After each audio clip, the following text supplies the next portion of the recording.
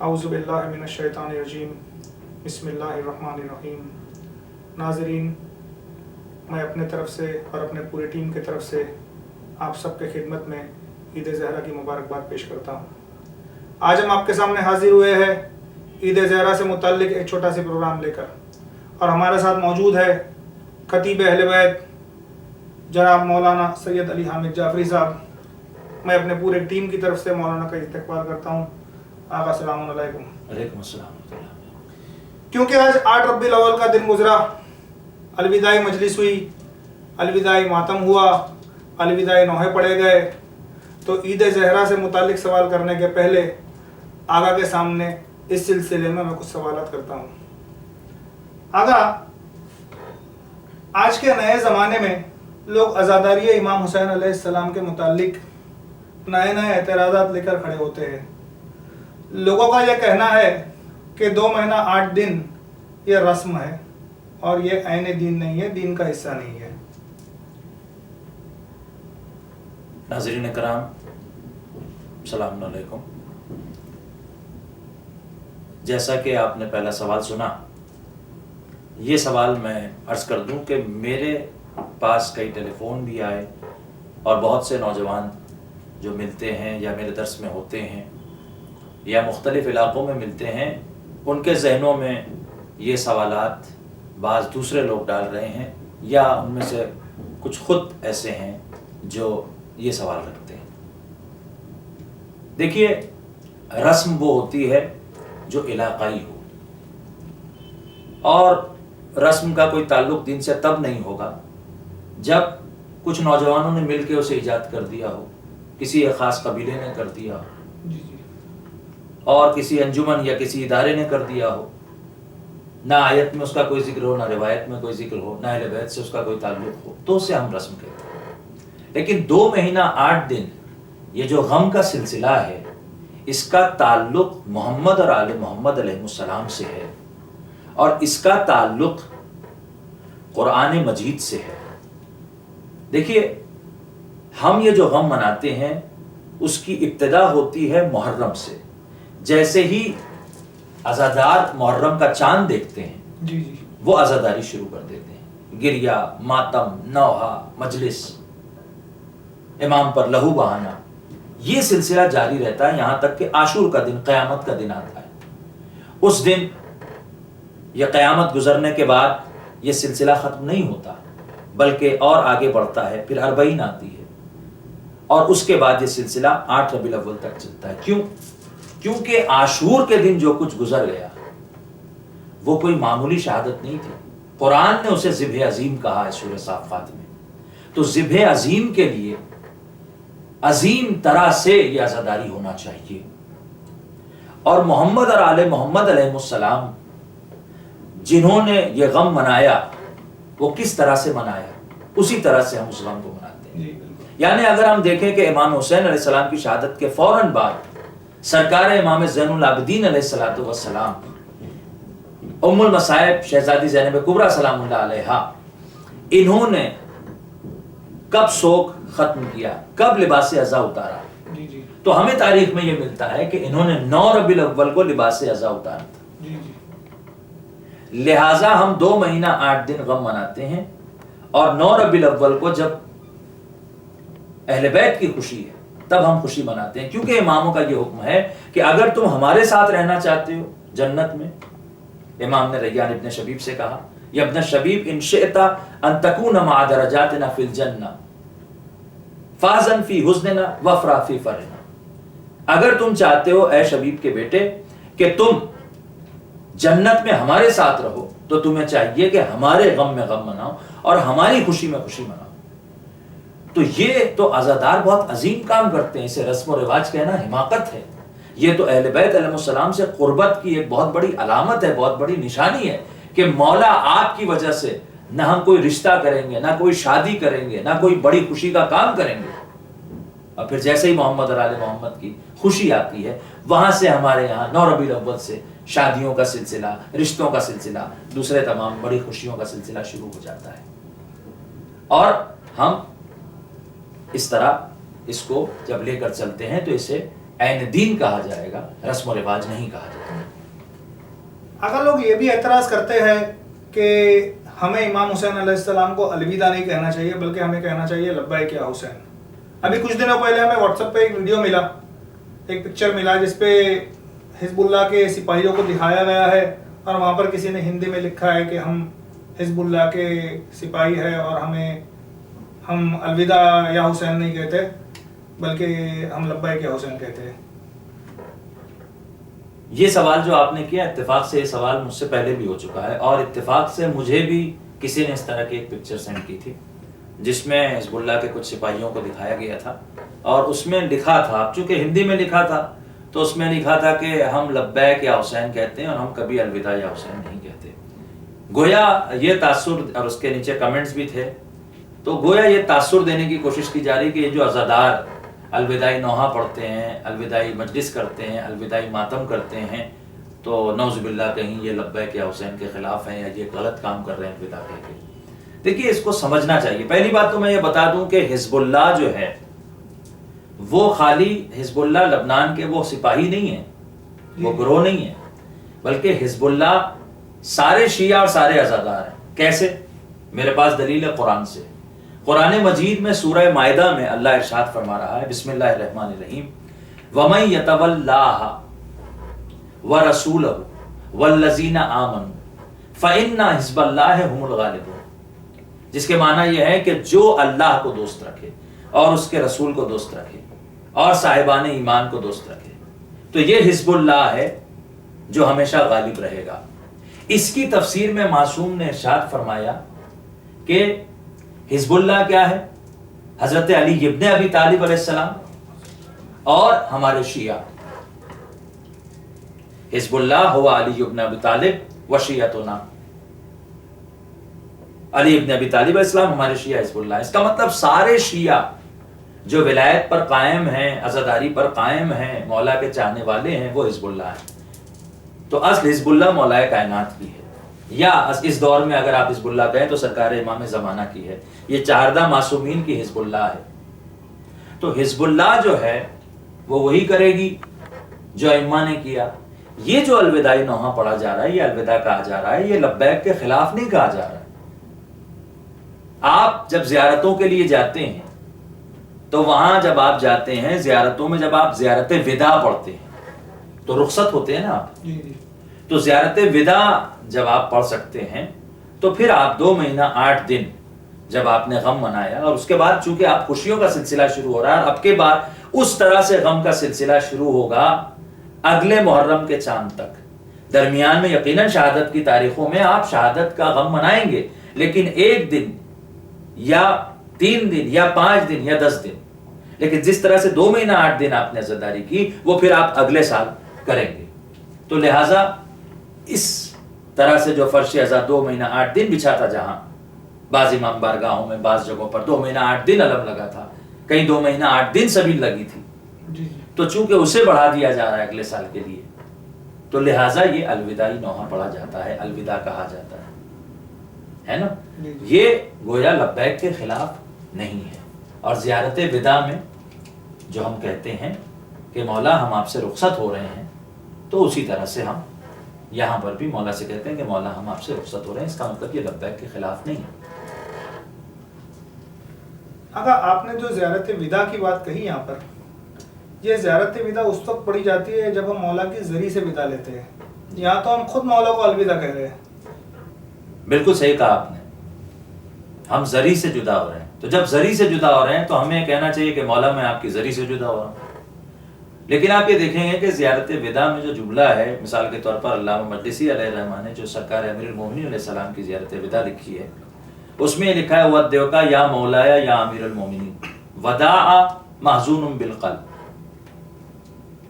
کہ مولا میں آپ سے جدا ہو رہا ہوں، آپ سے رخصت ہو رہا ہوں، آپ سے ودا لے رہا ہوں، ایسی ودا کہ میرا دل غم زدہ ہے۔ تو آپ تو ذریعے سے جدا ہو رہے ہیں، مگر آپ کہہ رہے ہیں مولا آپ سے ودا ہو رہا ہوں۔ اس کا مطلب ہمیشہ کے لیے نہیں ودا ہو رہے ہیں آپ، لیکن وہ جو آپ وہاں پر تھے، ذریعے کے قریب تھے، وہ اصل مولا کا جسم مطہر وہاں پر ہے، لہٰذا آپ وہاں سے جدا ہو رہے ہیں تو آپ یہ جملہ کہہ رہے ہیں کہ مولا میں آپ سے جدا ہو رہا ہوں، ہے نا، کیونکہ اب آپ اس طرح سے دور سے بھی آپ زیارت پڑھیں گے، اور ویسے مولا سے آپ قطعاً جدا نہیں ہیں، کیونکہ محمد اور آل محمد علیہ السلام اللہ کی طرف سے ہمارے ہر فعل ہر عمل پر شاہد ہیں اور ہمیشہ ہم سے قریب ہیں۔ تو اسی طرح امام حسین علیہ السلام سے عزادار کبھی جدا نہیں ہے، اور جب سے مولا نے صدائے حلمین بلند کی ہے، صدائے استغاثہ بلند کی ہے، تب سے اس کے خون کا ایک ایک قطرہ لبیک یا حسین کہہ رہا ہے۔ لیکن یہ جو الوداع یا حسین کہہ رہا ہے، یہ اس فرش عزا اٹھنے کی وجہ سے کہہ رہا ہے۔ جیسے وہاں زری سے جدائی ہو رہی ہے، یہاں وہ 2 مہینہ 8 دن والے فرش عزا سے جدائی ہو رہی ہے، وہ 2 مہینہ 8 دن والا جو علم لگا ہوا تھا اس سے جدائی ہو رہی ہے، یہ 2 مہینہ 8 دن والی جو مسلسل روزانہ نوحہ خوانی ہو رہی تھی اس سے جدائی ہو رہی ہے کہ اب یہ سلسلہ اگلے سال آئے گا۔ تو وہ الوداع اس سینس میں ہے، جی جی، لہٰذا یہ بالکل درست ہے۔ قبلہ اس کا مطلب یہ ہے کہ یہ جو عزاداری ہے 2 مہینہ 8 دن کی، یہ بالکل دین کے خلاف نہیں ہے، اور الوداع یا حسین کہنا لبیک یا حسین کے خلاف نہیں جاتا۔ دیکھیے، نہ صرف یہ کہ اس میں کوئی اعتراض نہیں ہو سکتا اور یہ لبیک یا حسین کے خلاف نہیں ہے، یہ اس طرح کے اعتراضات کرنا بھی نہیں چاہیے اور اس طرح کی باتیں نہیں کرنا چاہیے، اس لیے کہ جہاں ہزاروں کروڑوں شیعہ ایک فعل انجام دے رہے ہوں اور اس پہ نہ کسی فقیہ حق نے نہ کسی بزرگ عالم نے کوئی اعتراض کیا ہو اور نہ اس میں کوئی حرام ہو نہ کوئی مذمت کا پہلو ہو، اس میں غم کی کیفیت ہو۔ آپ دیکھیے الوداعی جلوسوں میں کتنا پھوٹ پھوٹ کر روتے ہیں مومنین کہ مولا وہ جو سلسلہ تھا وہ اب ختم ہو رہا ہے، وہ شبیداریاں جو ہمیشہ ہوا کرتی تھیں، اب جو مسلسل ماتم ہوا کرتا تھا، مسلسل مجالس، مسلسل عشرے ہوتے تھے، اب وہ نہیں ہوں گے، پھوٹ پھوٹ کے مومنین روتے ہیں۔ تو یہ تو قربت ہوتی ہے نا، اس طرح کے اعتراضات کرنا درست نہیں ہے، شیعہ فقہ کے بھی خلاف ہے، کیونکہ شیعہ فقہ میں بنیادی بات یہ ہے کل شیء مطلق حتی یرد علیہ حرمت، ہر شے مطلق ہے یہاں تک کہ اس کا حرام ہونا ثابت نہ ہو۔ تو اس طرح کے اعتراضات سے ایک عجیب سی کیفیت پیدا ہو جاتی ہے، اختلاف سا پیدا ہو جاتا ہے، اس سے فتنہ پیدا ہوتا ہے، فساد پیدا ہوتا ہے۔ بعض لوگ یہ کہتے ہیں کہ بھائی یہ ہم ایک اصلاح کی کوشش کر رہے ہیں، تو میں یہ بھی عرض کر دوں کہ ہر بات جو آپ کی سمجھ میں آ رہی ہے ضروری نہیں کہ آپ اصلاح کر رہے ہو سکتا ہے آپ بہت بڑا فتنہ کر رہے ہیں۔ جی جی، اصلاح وہ ہے جو ہمیں قرآن اور محمد اور آل محمد سے قریب لے جائے، جو ہمیں ولایت اہل بیت میں ایسا پختہ بنا دے کہ ہم علی کا نام آتے ہی وجد میں آ جائیں، جی جی، ہم حسین کا نام آتے ہی غمزدہ ہو جائیں۔ یہ کیفیت جو پیدا کرے وہ چیز درست ہے۔ تو فساد اس چیز سے پیدا ہوتا ہے جو اس کیفیت سے دور کرے، جی جی، اور اللہ نے خود اعلان کیا ہے سورہ بقرہ میں 11ویں آیت میں، بسم اللہ الرحمن الرحیم وَإِذَا قِيلَ لَهُمْ لَا تُفْسِدُوا فِي الْأَرْضِ قَالُوا إِنَّمَا نَحْنُ مُصْلِحُونَ۔ جب ان سے یہ کہا جاتا ہے کہ تم زمین پر فساد نہ برپا کرو تو وہ کہتے ہیں ہم تو صرف اصلاح کرنے والے ہیں۔ تو ایسی اصلاح نہیں کرنا چاہیے، قمع زنی نہ کریں، زنجیر زنی نہ کریں، یوں ماتم کریں یوں ماتم نہ کریں، جی جی، اس طرح سے تبرک اعزا نکالیں، اس طرح سے نہ نکالیں۔ یہ سب اعتراضات جو ہیں یہ درست نہیں ہے جب تک کہ خود محمد اور آل محمد نے ان چیزوں پر اعتراض نہ کیا ہو، اور خاص طور سے یہ تمام چیزیں جو ہو رہی ہیں یہ بالکل قرآن اور محمد اور آل محمد کی تعلیمات کے مطابق ہو رہی ہیں، تو اس پہ اعتراض نہیں کرنا چاہیے۔ تو ناظرین یہ تھے سوال 8 ربیع الاول کے متعلق۔ اب چلیے قبلہ خدمت میں پیش کرتے عید زہرا کے متعلق کچھ سوال۔ اگر 9 ربیع الاول کو عید زہرا کیوں کہا جاتا ہے؟ کیا اس لیے کہا جاتا ہے کہ اس دن پر امام زمانہ علیہ السلام کی تاج پوشی ہوئی تھی یا ان کے تاج پوشی کا دن ہے؟ عید زہرا اکثر ہمارے جو مومنین ہیں وہ عید زہرا سلام اللہ علیہا کو امام زمانہ جل اللہ تعالیٰ فرج الشریف کی تاج پوشی کا دن کہتے ہیں۔ اولاً تو یہاں میں ایک بات عرض کر دوں کہ تاج پوشی بہت چھوٹا لفظ ہے، یہ لفظ استعمال نہیں ہونا چاہیے، کیونکہ امام زمانہ کوئی بادشاہ نہیں ہے، یہ کائنات کے شہنشاہ ہیں، انہیں کسی تاج پوشی کی ضرورت نہیں ہے۔ یہ جب سے ان کا نور خدا نے خلق کیا تب سے یہ معصوم ہیں، تب سے یہ مظہر صفات خدا ہیں، تب سے یہ اس منصب کے حامل ہیں، اور جب اس دنیا میں آپ ظاہر ہوئے تب بھی آپ کا نور جب ظاہر ہوا تب بھی آپ کے مولد سے آپ امام ہیں. جی جی. تو جب آپ اس دن سے امام ہیں تو پھر تاج پوشی کا دن کہنا، اگر مان لیجئے کہ ہم اسے کہتے ہیں کہ بھئی تاج پوشی کا دن ہے، تو پھر اس کا مطلب یہ ہے کہ 11 محرم چوتھے امام کی تاج پوشی کا دن ہے. کیا کسی میں ہمت ہے کہ یہ کہے؟ یا 26 محرم امام محمد باقر علیہ السلام کی تاج پوشی کا دن ہے، یا 28 صفر کے بعد 29 صفر رسول خدا کے بعد مولا کائنات کی تاج پوشی کا دن ہے، اور یا امام صادق علیہ السلام کے بعد 7ویں امام کی تاج پوشی کا دن ہے. تو یہ تصور ٹھیک نہیں ہے. ٹھیک ہے ہم امام زمانہ جل اللہ تعالیٰ فرج شریف کی رعیت ہیں، ان کی رعایا ہیں، اور وہ ہمارے امام وقت ہیں، ہم مولا کا انتظار کر رہے ہیں اور منتظر ہمیں دیکھ رہے ہیں، ہمارے ہر فعل کو دیکھ رہے ہیں. لیکن یہ عید زہرا سلام اللہ علیہا اصل میں تاج پوشی کے حوالے سے نہیں منایا جاتا ہے، نسبت اسے ضرور دی جاتی ہے. مولانا صاحب ایک دوسری مناسبت یہ بھی بتائی جاتی ہے کہ اس دن اہل بیت علیہ السلام کے جو دشمن تھے وہ فنار ہوئے تھے، اور چوتھے امام زین العابدین علیہ السلام کے چہرے پہ مسکراہٹ آئی تھی.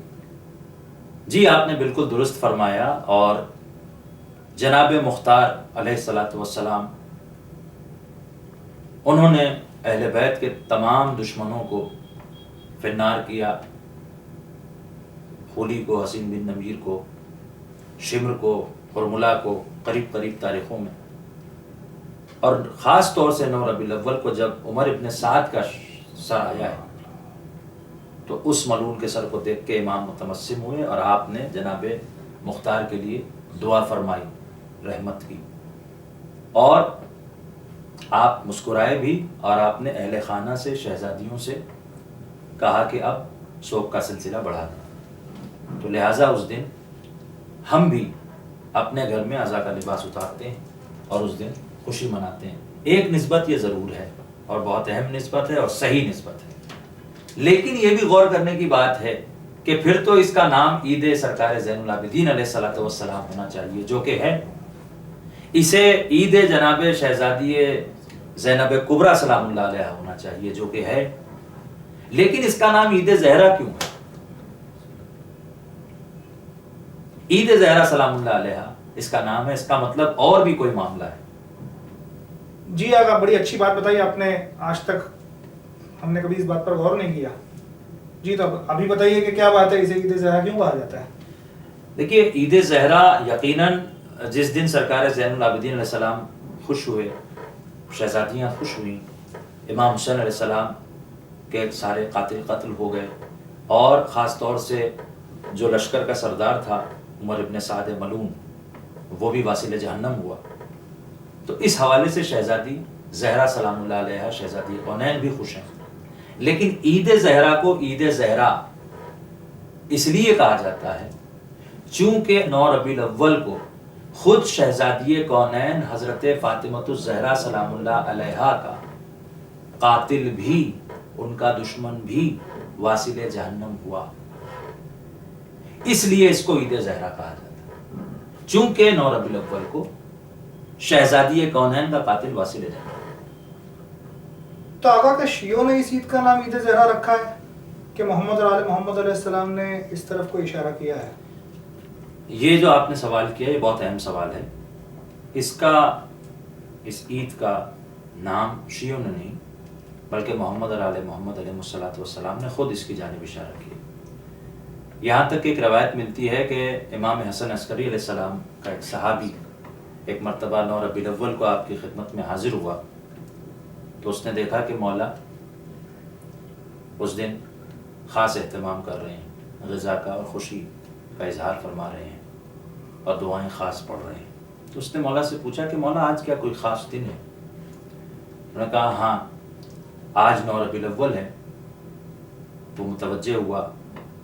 اس زمانے میں ایک شیعہ کا یہ سوال کرنا، اس سے آپ کو چونکنا نہیں چاہیے، کیونکہ اس زمانے کے حالات بہت خراب تھے.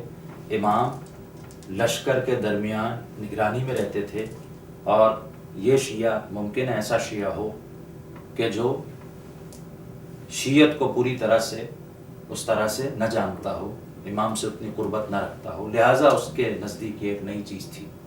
اور اس کے علاوہ چونکہ محمد اور آل محمد علیہ السلام کا جو دور گزرا اس میں اکثر شیعہ تقیہ میں زندگی گزارتے تھے، امام سے ملنا بھی بڑا مشکل تھا، تو اس کا یہ سوال اس دور کے اعتبار سے غیر معقول نہیں ہے۔ امام نے اس سے کہا کہ ہمارے اجداد اس عید کو مناتے تھے اور میں نے اپنے اجداد سے اور انہوں نے رسول خدا سے مولا کائنات کا حوالہ دیتے ہوئے بیان کیا کہ حذیفہ یمانی ایک دن تشریف لائے سرکار ختمی مرتبت کے پاس، تو آپ نے دیکھا کہ رسول خاص طور سے کچھ دعائیں پڑھ رہے ہیں اور بڑی مسرت کا اظہار کر رہے ہیں، تو پوچھا کہ آپ یہ آج جو اعمال انجام دے رہے ہیں یہ کیا ہے، کوئی خاص دن ہے؟ تو آپ نے کہا ہاں، آج کے دن اے حذیفہ ہمارا دل بہت مسرور ہوگا، کیونکہ آج کے دن میری اس دنیا سے رحلت کے بعد جو مظالم ڈھائے جائیں گے، وہ مظالم ڈھانے والا میری امت کا فرعون جو لوگوں کو گمراہ کرے گا، محمد اور آل محمد سے دور کرے گا، علی سے دور کرے گا، وہ میری بیٹی پر مظالم ڈھائے گا، وہ آج کے دن واصل جہنم ہوگا۔ یہ حذیفہ سے سرکار ختمی مرتبت نے کہا، اور کہا اس دن جو دعائیں ہیں، جو اعمال ہیں، اور خاص طور سے اہل بیت کے دشمنوں پر تبرہ ہے، لعنت ہے، وہ تاریخ کا دن حذیفہ نے دیکھا، سرکار کی رحلت ہوئی، اس کے بعد ایک دن مولا کائنات نے 9 ربیع الاول کو حذیفہ کو یاد دلایا کہ اے حذیفہ یاد ہے تم کو رسول نے کیا ارشاد فرمایا تھا؟ کہا ہاں مجھے یاد ہے وہ دن۔ تو کہا آج کا دن وہی دن ہے۔ کہا ہاں میں نے اپنی آنکھوں سے سب کچھ دیکھا۔ اور یہ بات امام نے ایک آیت قرآن کی تفسیر میں بیان کی، اور وہ تفسیر سورہ نمل جو قرآن کا 27واں سورہ ہے اس کی 52ویں آیت کی تفسیر ہے۔ وہ آیت یہ ہے، بسم اللہ الرحمن الرحیم، فَتِلْكَ بُيُوتُهُمْ خَاوِيَةً بِمَا ظَلَمُوا، کہ ان کے جو گھر ہیں یہ ویران ہو گئے چونکہ انہوں نے ظلم کیا تھا۔ جی جی، یہ اصل میں آیتوں کا جو سلسلہ ہے، یہ سلسلہ ہے قوم سمود کے بارے میں، جہاں جناب صالح کو مبعوث کیا گیا تھا کہ خداوند عالم نے نافرمانیوں کی وجہ سے، اور یہ جو مکر و فریب کرتے تھے اور یہ دھوکہ دھڑی کرتے تھے اور یہ ظلم کرتے تھے، تو دیکھیے دھوکہ دینے والا اللہ کو دھوکہ نہیں دے سکتا، وہ خود اپنے آپ کو دھوکہ دے رہا ہے۔ ظلم کرنے والا جو ظلم کر رہا ہے اللہ کے نمائندوں پر، وہ پیغمبروں پر یا محمد اور آل محمد پر ظلم کرنے والا کبھی بھی بخشا نہیں جائے گا۔ تو اس آیت کی تفسیر کو امام نے، جو کہ قوم سمود کی ہلاکت کے بارے میں تھا، امام نے اپنے لیے اور عید زہرا کی طرف اشارہ کرتے ہوئے ارشاد فرمایا۔ تو گویا قرآن مجید میں بھی عید زہرا کا اشارہ ہے اس آیت کے ذیل میں، اور جتنی بھی آیتیں ہیں جہاں محمد اور آل محمد علیہ السلام کو اذیت دینا اور ان کے دشمنوں پر جو لعنت کا معاملہ ہے، لعنت کا سلسلہ ہے، ان پر عذاب کا سلسلہ ہے، اس کے بارے میں جتنی آیتیں ہیں وہ سب گویا 9 ربیع الاول کے دن واضح ہوتی ہیں۔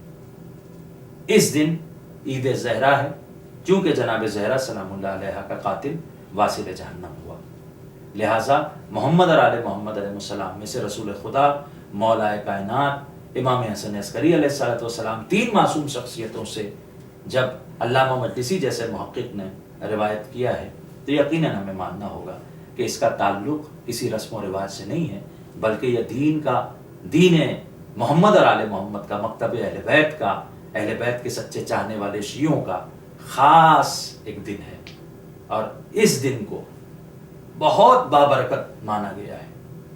یہ دن محمد اور آل محمد علیہ السلام کی نظر میں عید زہرا بھی ہے، عید شجاع بھی ہے، عید غدیر ثانی بھی ہے، یہاں تک کہ مولا کائنات نے کہا کہ اس کے تقریباً 72 نام۔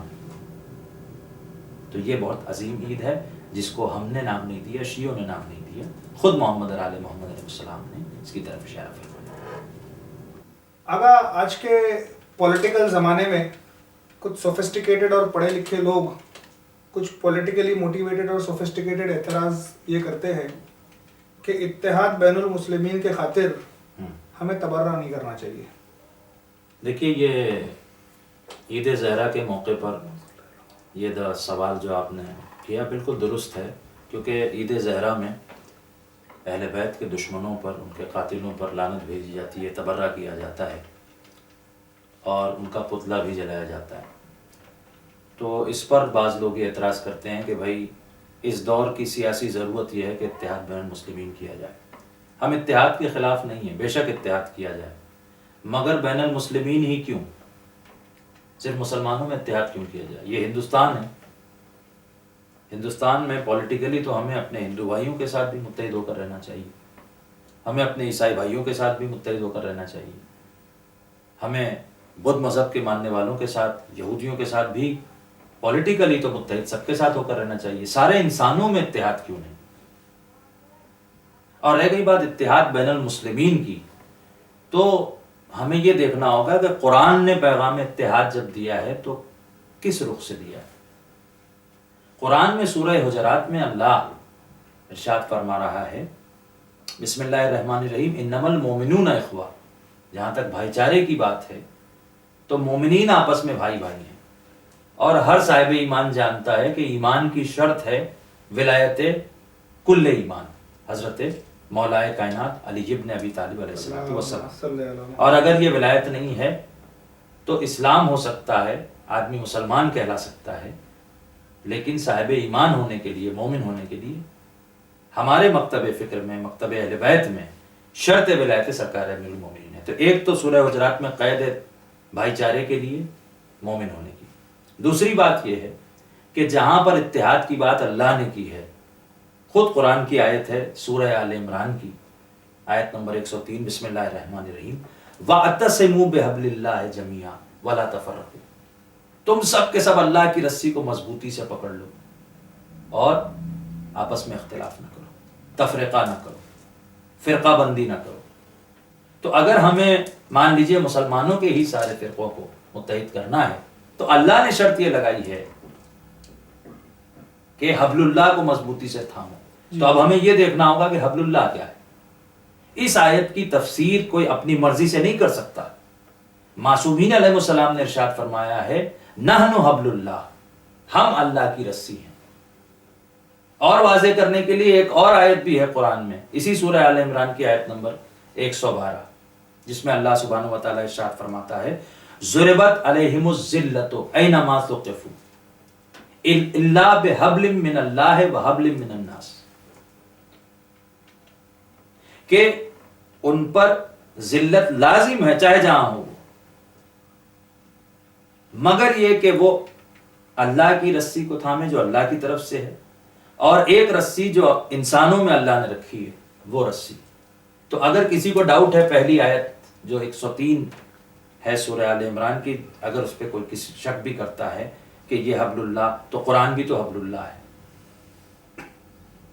تو یہاں سے اور بات واضح ہو جاتی ہے کہ ایسی بھی ایک حبل اللہ ہے جسے اللہ نے لوگوں کے درمیان رکھا ہے۔ اور اس آیت کی تفسیر میں بھی معصومین نے ارشاد فرمایا کہ اس آیت میں دو حبل کا ذکر ہے۔ تو پہلی حبل ہے، امام نے کہا، قرآن، اور دوسری حبل من الناس، وہ مولائے کائنات حضرت علی بن ابی طالب علیہ السلام۔ تو اس کا مطلب یہ کہ اتحاد ہوگا ولایت مولائے کائنات پر، چاہے اتحاد بین المسلمین ہو، چاہے سارے انسانوں کا اتحاد ہو۔ کیوں؟ کیونکہ یوں بھی اہل بیت سفینہ نجات ہیں۔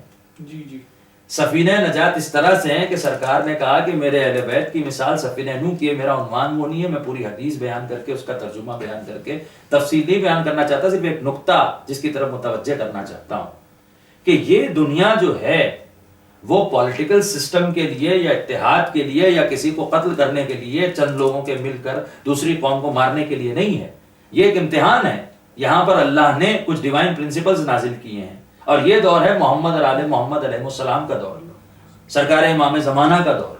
قرآن اور اہل بیت کا دور ہے یہ، تو قرآن اور اہل بیت علیہ السلام کا دامن تھامنے کا دور ہے، یہی امتحان ہے جس میں 73 فرقوں میں سے 72 فرقے دامن نہیں تھامیں گے. تو سرکار کی حدیث کے مطابق جو دامن نہیں تھامے گا وہ جنت نہیں جائے گا، جو جنت نہیں جائے گا وہ کہاں جائے گا؟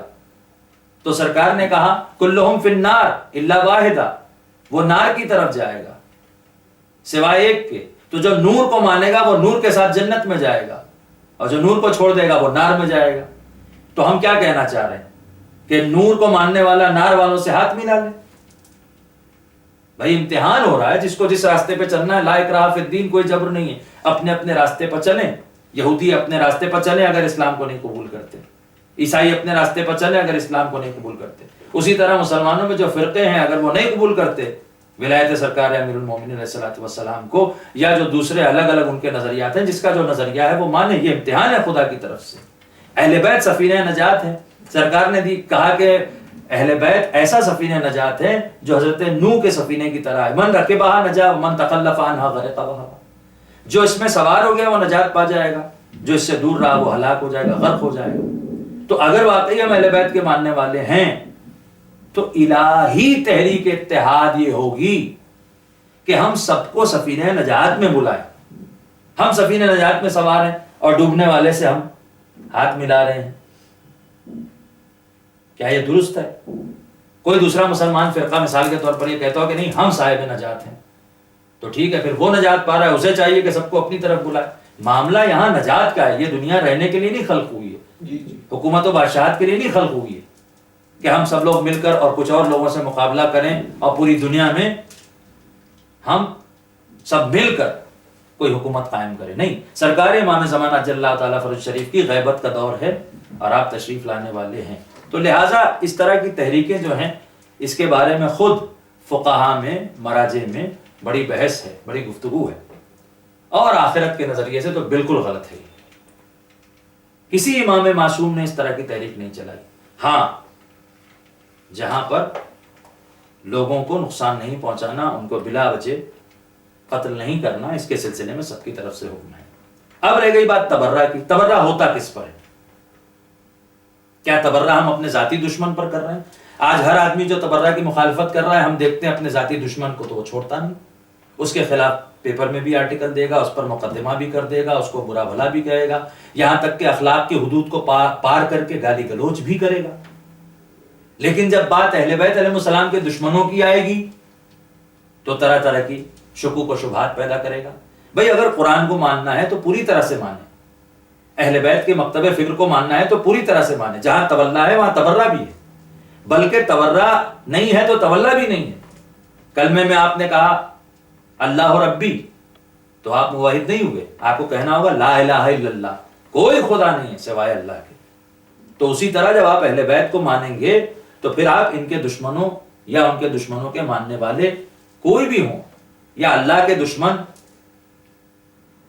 کسی کے ساتھ آپ اتحاد نہیں کر سکتے. اور اتحاد کے لیے آپ تبرہ کیوں نہیں چھوڑ سکتے؟ اس کی وجہ ہے.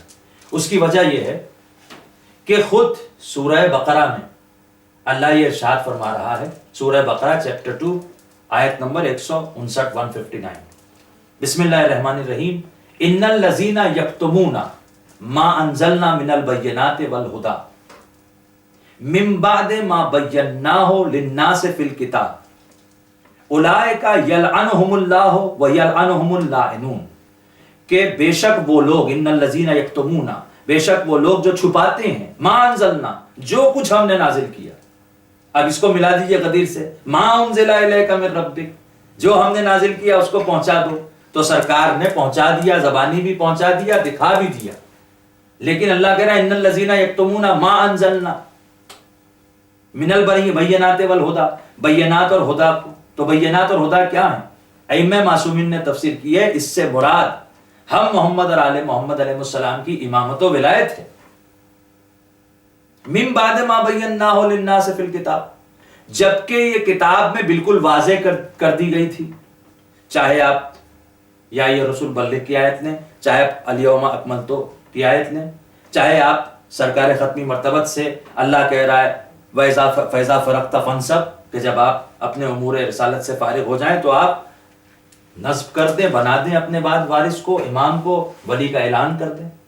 اور بہت سی ہزاروں آیتیں جو قرآن کی ہیں وہ اشارہ کر رہی ہیں اس طرف. بالکل واضح بیان کیا جا چکا ہے. اس کو جو چھپاتا ہے تو اللہ کہہ رہا ہے اولئک یلعنہم اللہ، اللہ ان پر لعنت کرتا ہے. تو بھئی اللہ لعنت کرے، اس کا کام ہے، وہ رب ہے، وہ جانتا ہے کون صحیح ہے کون غلط ہے. مگر اس کے آگے کہا ہے وَيَلْعَنُهُمُ اللَّاعِنُونَ، اور لعنت کرنے والے بھی لعنت کرتے ہیں. اس کا مطلب اللہ نے قوم پیدا کی ہے لعنت کرنے والی، اور ہمیں فخر ہے کہ وہ لعنت کرنے والی قوم ہم ہیں. جو حق محمد اور آل محمد کو چھپاتا ہے، جو ان پر کیے گئے مظالم کو چھپاتا ہے، جو ان کی شہادت کو چھپاتا ہے، جو ان کے قاتلوں کے نام کو چھپاتا ہے، ہم ان سب پر لعنت کرتے ہیں. کیونکہ قرآن کی آیت کے مطابق اللہ نے ہمیں وہ قوم بنایا ہے جو لعنت کرتی ہے. شروع سے ہم لعنت کرتے ہیں، آج سے نہیں کرتے. اور ائمہ معصومین علیہ السلام کی سیرت پہ جسے چلنا ہے وہ لعنت کرے، جسے ان کی سیرت پہ نہیں چلنا ہے، اپنی طرف سے کوئی نیا دین ایجاد کرنا ہے، وہ لعنت نہ کرے. تبرہ ہمارے یہاں پر اس طرح سے ہوتا ہے. ایک اعتراض آپ نے نہیں کیا، وہ میں بتاتا ہوں. مجھ تک کچھ نوجوان آئے، ٹھیک ہے تبرہ ہوتا ہے، لیکن تبرہ جو ہے وہ اس میں جو ہے پتلا بھی جلایا جاتا ہے. یہ کہاں سے ہے؟ کس کا پتلا جلایا جاتا ہے؟ امام حسین علیہ السلام کے قاتل کا جلایا جاتا ہے، جناب زہرا سلام اللہ علیہ کے قاتل کا جلایا جاتا ہے، اہل بیت علیہ السلام کے قاتلوں کا جلایا جاتا ہے. کیوں نہ جلایا جائے؟ سرکار امام زمانہ جل اللہ تعالیٰ فرجہ شریف جب تشریف لائیں گے تو روایت یہ بتاتی ہے کہ آنے کے بعد آپ قاتلین جناب زہرا سلام اللہ علیہ کو قبروں سے نکالیں گے، نکال کر ایک درخت پر آویزاں کریں گے، ٹانگیں گے ان کے لاشیں، اور اس کے بعد اسے جلائیں گے اور اس کی راکھ ہوا میں اڑا دیں گے. تو جو امام زمانہ جل اللہ تعالیٰ فرجہ شریف کے سچے ماننے والے ہیں وہ ان کی غیبت میں اسی سیرت میں عمل کرتے ہیں. انہیں اہل بیت علیہ السلام کے اصلی قاتل نہیں مل رہا، لہذا وہ ایک پتلا بناتے اور اسے بنا کر اپنے عملی تبرے کا اظہار اس کو جلا کے کرتے ہیں، جس کی ممانعت کسی فقیہ، سچے مرجع، سچے عالم نے کبھی نہیں کی. بلکہ قاضی نور اللہ شستری جن کی مزار آگرہ میں ہے، آپ نے جو کتاب احقاق الحق لکھی ہے اس میں کیا ہے؟ تبرہ ہی تو ہے. آپ اس کے لیے زبان آپ کی گدی سے کھینچ لی گئی، آپ شہید کر دیے گئے. یہ فقیہ تھے اپنے دور کے، اور سچے فقیہ تھے، اہل بیت کے سچے ماننے والے تھے. لہٰذا 9 ربیع الاول کو تبرہ ہو، یا مجلسوں میں تبرہ ہو، یا محفلوں میں تبرہ ہو، اہل بیت کے دشمنوں پر تبرہ کیا جا سکتا ہے. زیارت عاشوراء میں تبرہ موجود ہے، دعائے صنم قریش میں تبرہ موجود ہے، قرآن کی آیتوں میں تبرہ موجود ہے، منافقوں پر تبرہ ہے، کافروں، مشرکوں اور دیگر لوگوں کے لیے ان سے برات بھی ہے. اور جو جن پر اتمام حجت نہیں ہوئی، جو جان بوجھ کر حق کو چھوڑ دیتے ہیں اور رد کرتے ہیں، ان سب پر خدا نے لعنت بھی کی ہے. اور یہ چیز اگر دوسرے اینگل سے دیکھیں، اگر بہت پڑھے لکھے لوگ ہیں تو مجھے یہ بتائیں کہ ہر ملک میں برائی کو برا کہا جاتا ہے کہ نہیں کہا جاتا؟ جی بالکل کہا جاتا ہے. مجرم کو گرفتار کیا جاتا ہے کہ نہیں کیا جاتا ہے؟ جی بالکل. قاتل پہ بڑا مقدمہ چلایا جاتا ہے کہ نہیں چلا جاتا ہے؟ اور اگر کسی نے کسی ملک کے پریزیڈنٹ یا پرائم منسٹر کو قتل کر دیا ہے تو کتنا اس کی مذمت کی جاتی ہے، پورا ملک مل کر اس کی مذمت کرتا ہے. کوئی اس کی حمایت کرتا ہے؟